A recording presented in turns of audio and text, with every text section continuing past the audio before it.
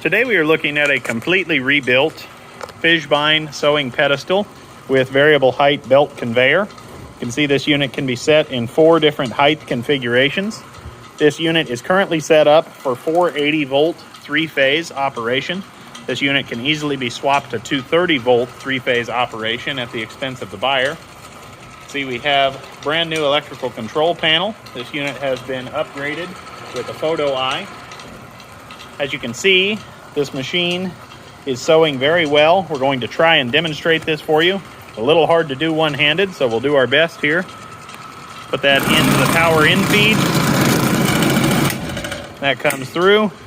Pneumatic thread pusher pushes that right out of the way. We will try it one more time here. We have sewed this bag several times. Belt conveyor is set up for continuous operation. As you can see, this unit has been brought into the shop, meticulously rebuilt and reconditioned. It is ready to go to work and run just like a new one. This unit is in good overall condition. It's readily available through us here at Commodity Traders International. For all other seed, feed, grain, recycling, and research equipment, please reach out to us. A link to our website will be in the video description down below. Thank you so much for watching.